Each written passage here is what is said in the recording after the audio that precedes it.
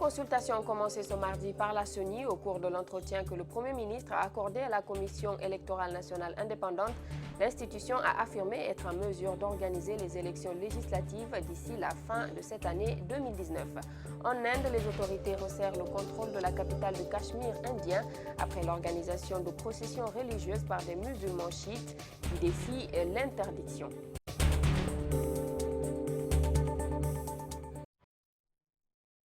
À tous et bienvenue. Le président de la République est aux États-Unis depuis dimanche. Alpha Condé multiplie les rencontres avec des partenaires économiques et financiers ainsi qu'avec des entreprises américaines. Avec sa délégation, il était hier au siège de l'entreprise Alcoa, le troisième plus grand producteur mondial d'aluminium. Il a été question de mines au cours des échanges avec les responsables d'Alcoa, maison mère de la compagnie des bauxites de Guinée. En Guinée depuis plus de 50 ans, d'autres investissements seraient prévus dans les mois à venir dans les domaines miniers. Et puis, il faut le dire, le président guinéen a profité de ce séjour américain pour se prononcer sur la question du prolongement de son mandat après 2020. Comme à ses habitudes, Alpha Condé est resté flou. Il était sur le plateau de La Voix de l'Amérique. Il s'agit de lancer le projet et progressivement avec la jeunesse guinéenne qui est maintenant maîtrise, parce que nous avons la chance aujourd'hui que la jeunesse africaine maîtrise aussi bien que les Occidentaux les nouvelles technologies. Il viendra à ces jeunes de continuer ce que nous avons commencé. Et vous entendez aller jusqu'à quand? Ça, Dieu seul le sait. Et le peuple. Le peuple. C'est-à-dire, vous avez lancé des consultations. Vous avez demandé au Premier ministre de lancer des consultations. C'est tout à fait normal, parce que le peuple est souverain. Et je vous fais remarquer que les États-Unis ont déjà eu cette constitution. Il est normal qu'on interroge le peuple. Le monde évolue. Il est normal de comprendre ce que le peuple veut. Cela n'a rien à voir avec une élection. C'est de voir est-ce qu'aujourd'hui les conditions sont remplies en Guinée pour la protection des enfants, etc.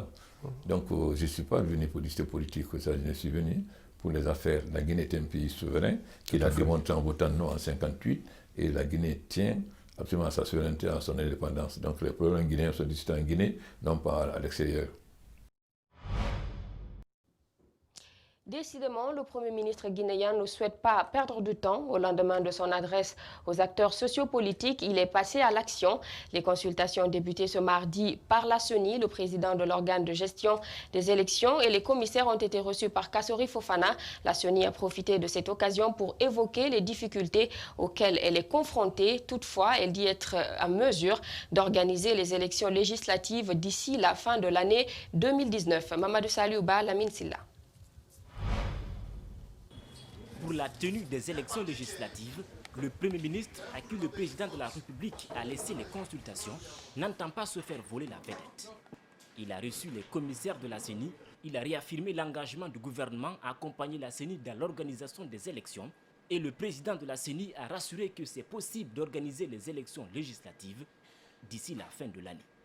Aujourd'hui, nous sommes à même d'aller sereinement vers la réalisation de ces élections-là. La CENI ne donne pas de date néanmoins, mais elle rassure que le plus difficile est déjà fait. Avec la nouvelle loi, la Guinée n'a plus besoin d'opérateurs techniques internationaux. C'est à l'État et à la CENI de jouer désormais ce rôle. Pour ce faire, un cabinet d'ingénierie est recruté. La CENI semble être prête. Les difficultés financières ont été levées.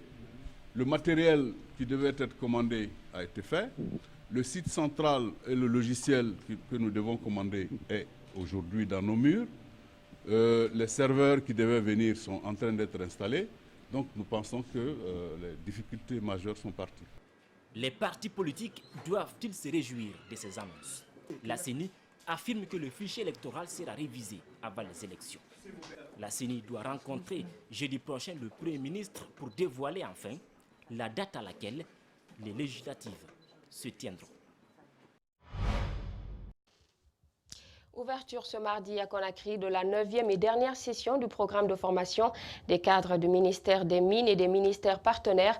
Durant 3 jours, ces cadres seront outillés dans le cadre général, juridique, fiscal et réglementaire. Rosaline Goto-Mounimou, Ibrahima Sori Kamara. Plusieurs modules sont enseignés au cours de cette session, dont entre autres la participation de l'État dans les projets miniers, l'architecture contractuelle et la gestion des projets. Le formateur de la circonstance dit partir de ses propres expériences dans le domaine minier pour aider ses cadres à comprendre le contenu des enseignements. Moi, ce que je fais, je donne des exemples, soit d'études, soit d'exploitations sur lesquelles j'ai travaillé, qui peuvent être utiles donc, au cadre du ministère qui assiste à cet atelier. J'espère que ça leur sera utile. Des cadres des ministères des Mines, des Transports et des Travaux publics, pour ne citer que ceux-ci, prennent part à ce programme de formation.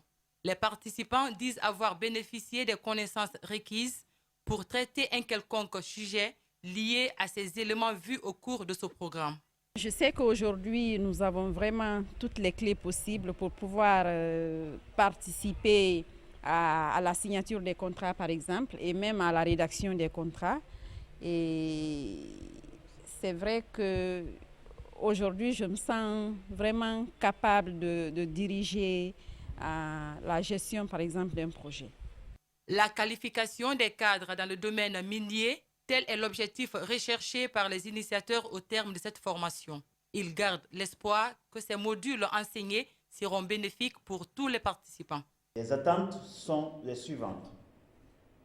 Nous aurons un nombre important de cadres formés et qualifiés à la gestion des projets, un personnel compétent.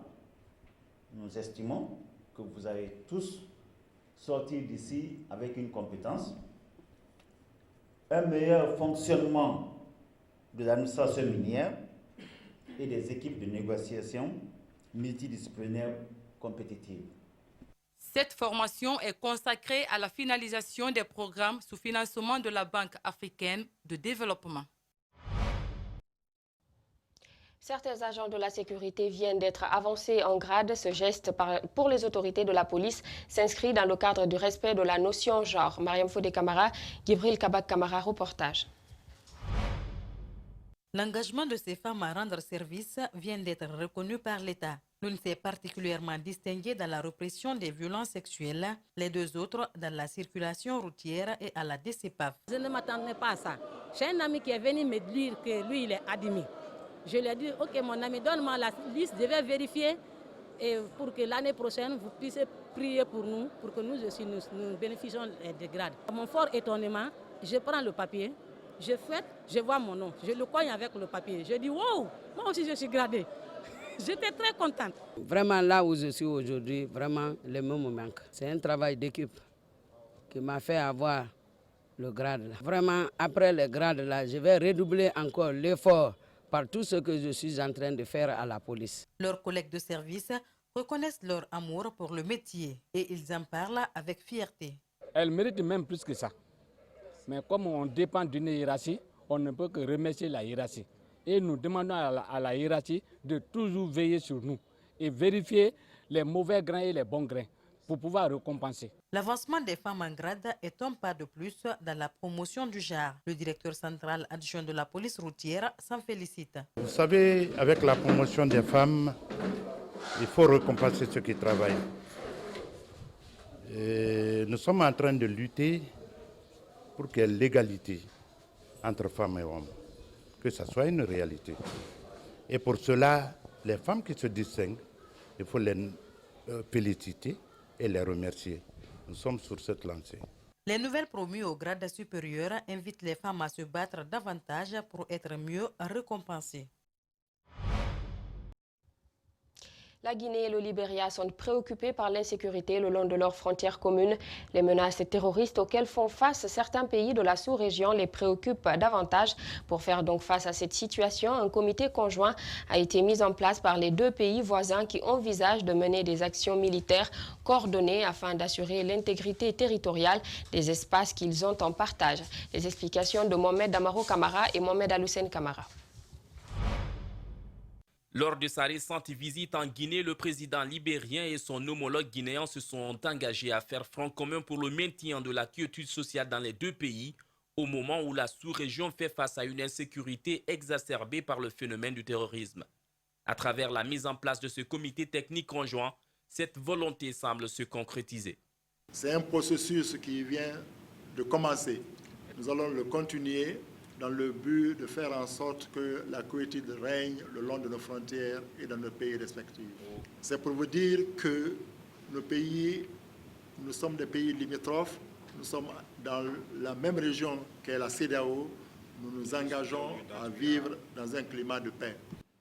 En rappelant les moments sombres de guerre civile qu'a connu le Libéria, la chef d'état-major des armées libériennes a exprimé la nécessité de consolider ce rapport de sécurité collective.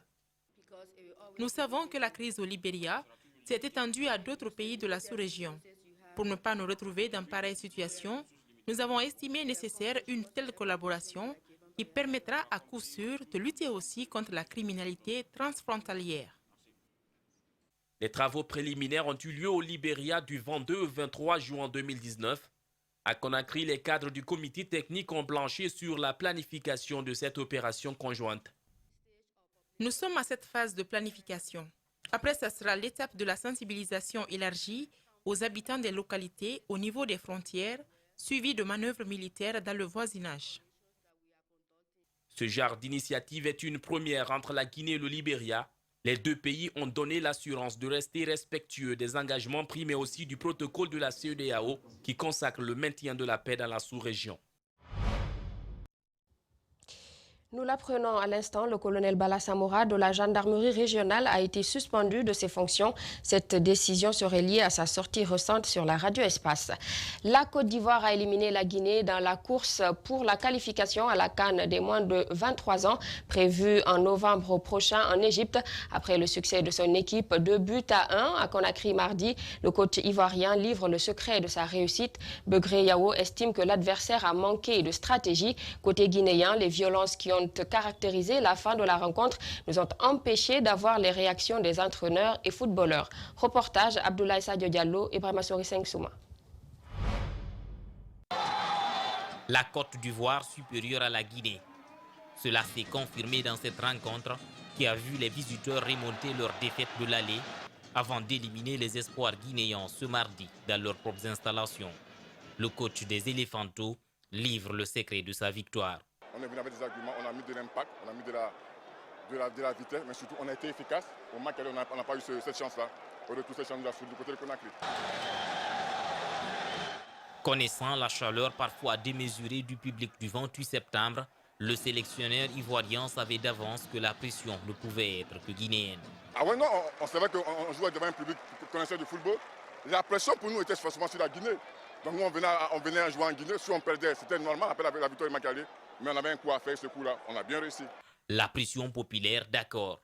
Mais le sélectionneur guinéen Souleymane Camara a lui aussi commis l'irréparable en modifiant le classement qui lui a offert la victoire en but à 0 samedi dernier à Abidjan. En laissant Jules Keita et Mei Traoré sur le banc en faveur de Sikou Amadou Camara et de Momoyan Sané titulaire, Abedi a tué ses chances d'arracher le ticket qualificatif. Les Ivoiriens en profitent. Parce que celui-là, il a manqué la vitesse dans le jeu. 3 éléments de celui, je parle de son gardien de but qui n'était pas dans un bon jour. Le poteau numéro 7 qui nous a fait très mal au match aller, qui n'a pas été dans son bon jour aussi. Et puis il y a ce numéro 10 là, sa sortie nous a fait du bien. Mais c'est un schéma préparé pour empêcher ces trois-là d'évoluer et ce schéma l'a payé. Bravo à la Côte d'Ivoire et puis merci à la Guinée. La Guinée éliminée pour la CAN U23 est aussi out pour la course aux prochaines Jeux Olympiques. Ces violences que vous voyez sur ces images nous ont empêchés d'entrer en contact avec les entraîneurs et footballeurs guinéens qui s'étaient retranchés ici pour échapper à la colère du public sportif. Quelques cas de blessures ont été enregistrés suite à l'intervention des services de sécurité.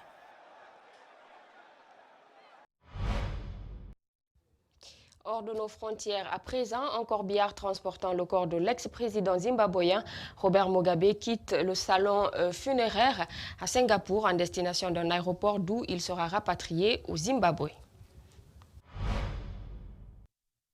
Le corps de Robert Mugabe a quitté mercredi Singapour où l'ex-président de Zimbabwe est décédé le 6 septembre à l'âge de 95 ans à destination de son pays où il doit être inhumé après un hommage national. Robert Mugabe avait été hospitalisé début septembre à Singapour où, selon sa famille, il est mort de vieillesse. Sitôt rapatrié au Zimbabwe, la dépouille sera transportée dans son village à Zvimba, à l'ouest de Harare, pour une veillée funèbre.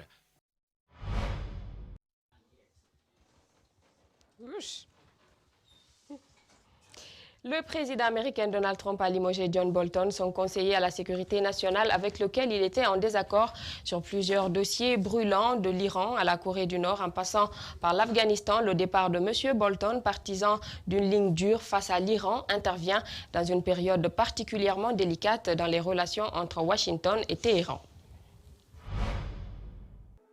Le président américain Donald Trump a annoncé mardi dans un tweet le limogeage de John Bolton, son conseiller à la sécurité nationale.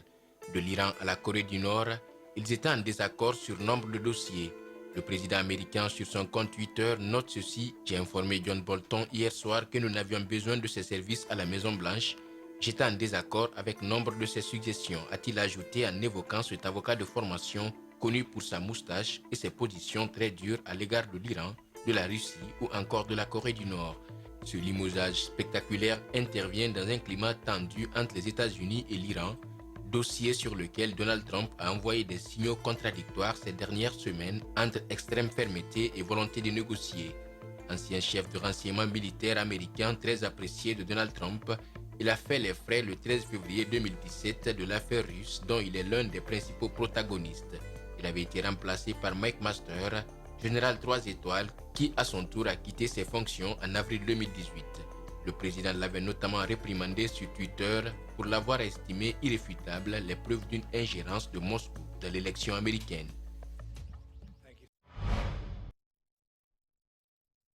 Édition d'information, à tous, merci de l'avoir suivi. Merci également à toute l'équipe technique. L'actualité se poursuit sur Espace TV. Vous pouvez également nous suivre sur notre chaîne YouTube en direct.